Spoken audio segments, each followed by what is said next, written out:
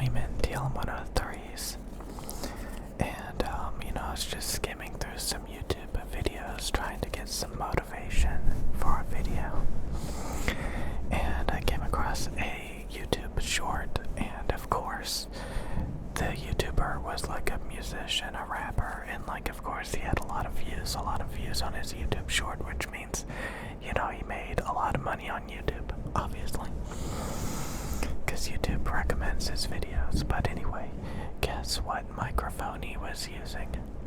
He was using a Neumann U87AI. A Neumann U87AI. I talked a lot about microphones on this channel, and there's a reason why I use a Neumann TL103 microphones. It's a Neumann. It's a Neumann. It's a Neumann, Neumann Berlin, baby. It's a Neumann, baby. I use Neumann microphones because they are technically the most sophisticated, most bestest sounding microphones on the market.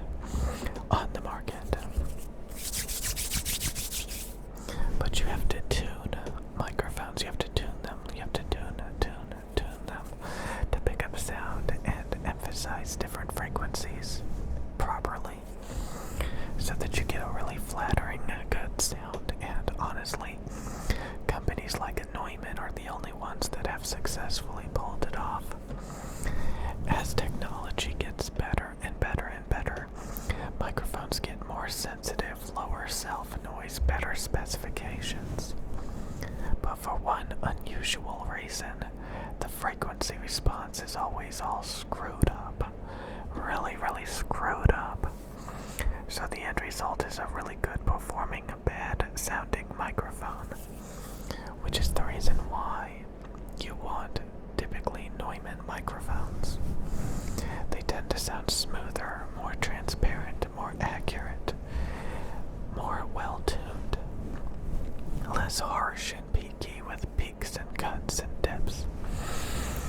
The Shure SM7B broadcasting dynamic microphone is considered the world's best budget microphone, and honestly it has terrible specifications.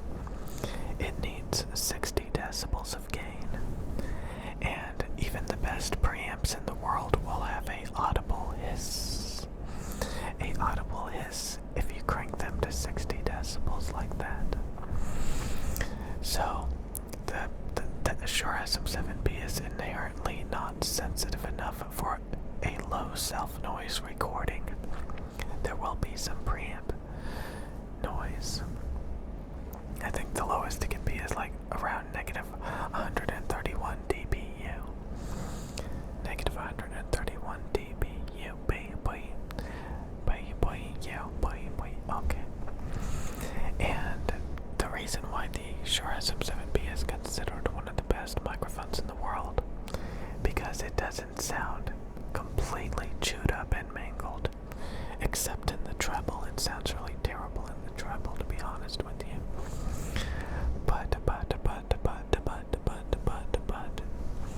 most condenser microphones sound harsh.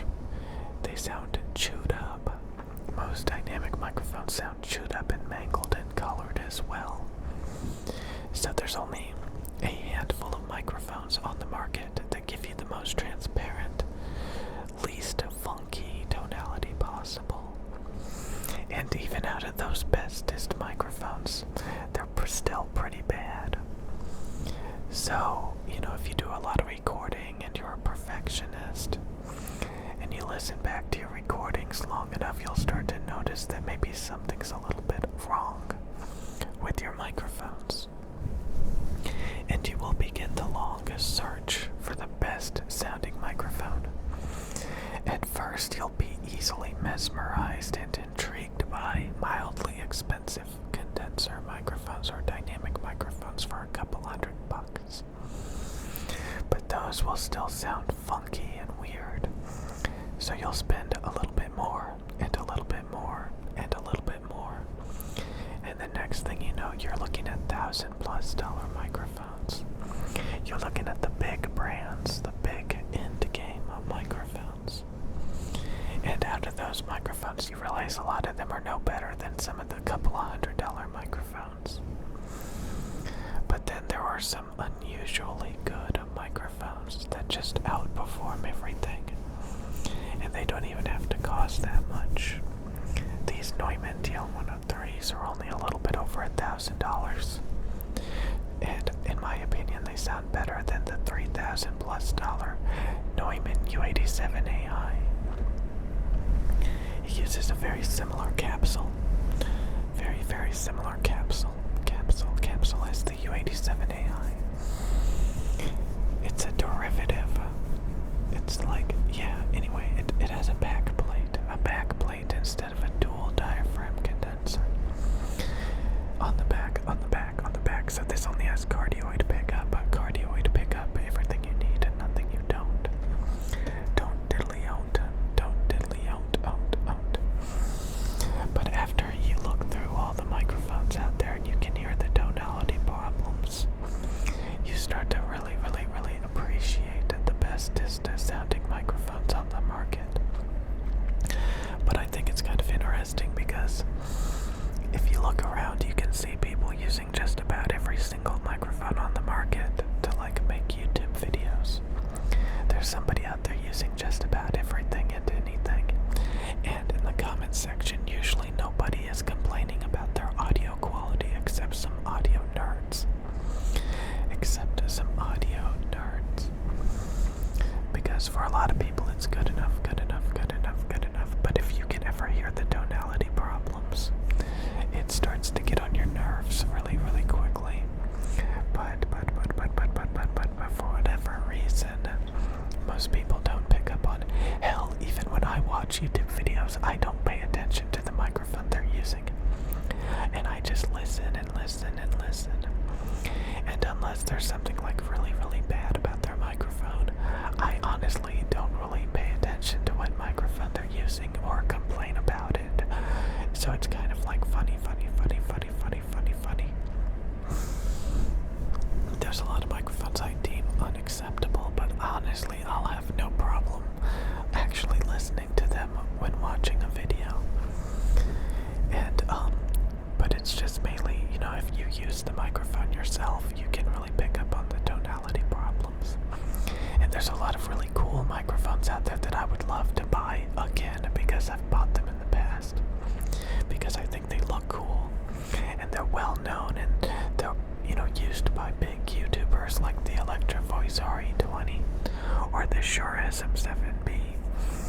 I would love to buy those microphones, but I just don't like the sound of them compared to the Neumann TL103 that I use. And there's just so many different microphones out there. It's like leave in the comments section down below what is your favorite microphone. Is it the blue Yeti?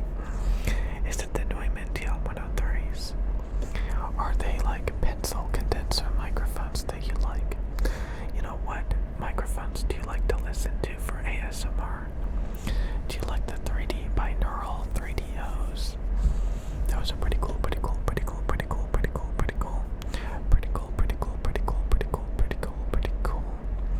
Kinda almost want to buy them, to be honest. But you'll see a lot of people who own them say that they're not their favorite sounding microphones. You have the ear things to mess with, but like a lot of people think they don't sound that good for spoken word. Or like they do, have fairly high self-noise. So, it's not suited for all applications, you would think. A microphone with ear-shaped canals and everything would be really, really, really good for emulating the way that the human ear hears. But a lot of people complain that they don't like the way that it sounds. So a lot of people use like pencil condensers, or they use large diaphragm condensers. I think some people are actually dumb enough to use dynamic microphones that are not good at picking up whispering and other subtle sounds. You need to be louder, and you need a more condenser style microphone to be more sensitive.